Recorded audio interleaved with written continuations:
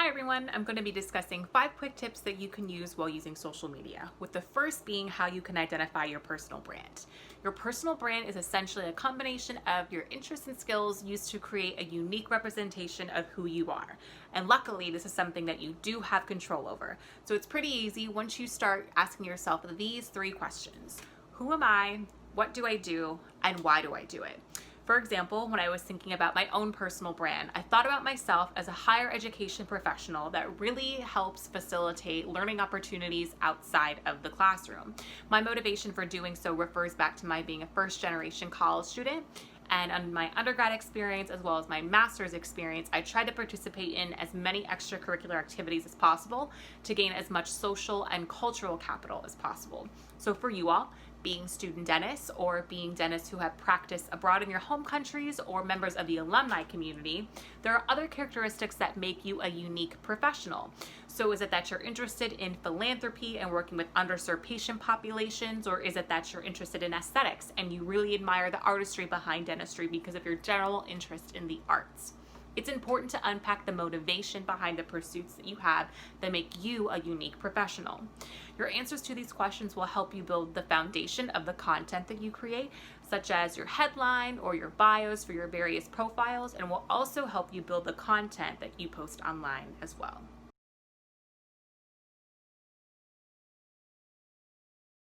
The second tip we'll be reviewing is how you can maintain your authenticity online. And there are quite a few ways that you can do this, with one of the ways being to choose whether or not you like to have a hybrid account. So you'll be posting both personal and professional content on this profile, or you'll be choosing to maintain 2 separate accounts. And there are pros and cons really to each choice, but what it really boils down to is what you're willing to share and to what extent with your followers.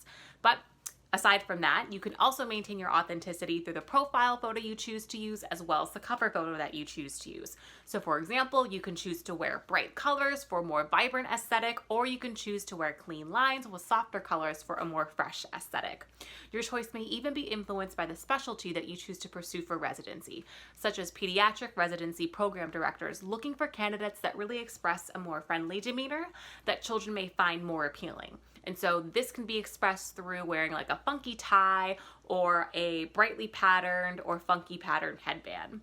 Your background setting can also be a variety of different settings.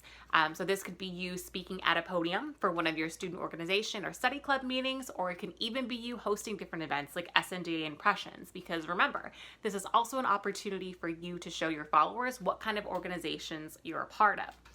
And don't forget, your followers can also see the pages that you follow. So for example, all of you all are members of ASDA if you're current students at GSDM, but HSDA also probably has a professional page, or places that you volunteer at, like Rosie's Place, will also probably have professional pages. Following these different pages will also be an indication of what social causes you prefer and that you follow, which will also be an indication of your values as well.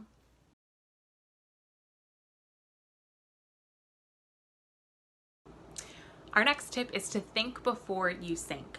It's important to practice mindfulness when posting to your social media accounts that are synced with other accounts, such as through platforms that allow you to simultaneously post the same update at the same time to multiple platforms.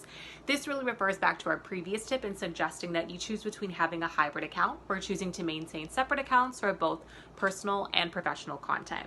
If you do have a hybrid account, this feature is a great resource for you to use to update all of your followers on all of your platforms with the same content at the same time. However, if you are maintaining separate accounts, be sure to confirm that you are not posting personal content on professional accounts and vice versa. The same can be said for the pages that you choose to follow. Just be sure to verify that you're following the correct pages to the correct accounts that you have. Having different profile photos as well as header photos may help you in differentiating between your accounts, and may also be a great reminder for you to review the content that you're posting online before you actually post it to the web.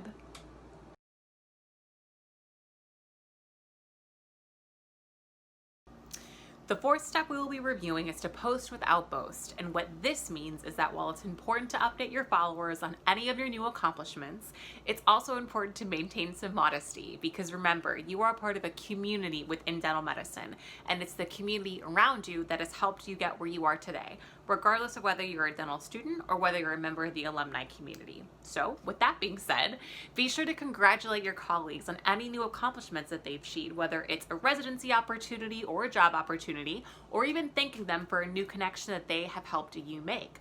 Tagging others in your posts will also allow your post to end up on their pages. So the next time you attend ASDA annual session, be sure to tag ASDA. And the next time you attend AGD's conference, be sure to tag the organization as well, regardless of whether it's going to be virtual or in person. You may even get retweeted by the organization after having thousands of followers review your content, which again may lead to future networking opportunities as well. Congratulating others will also show a testament to your team working capabilities, to your communication skills, to your ability to collaborate, which will also provide a more well-rounded experience of the kind of professional that you are.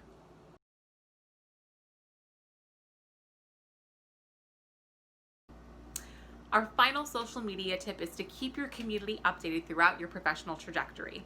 Are you volunteering at a new community outreach location? Do you own your own practice, or are you working in academia? And where are you exactly? Sharing these details will not only allow you to stay connected to the community that you have already established, as well as to help facilitate new connections for you, but it'll also be an opportunity for you to pay it forward and be that mentor that you were once looking for when you were first starting out in your professional career.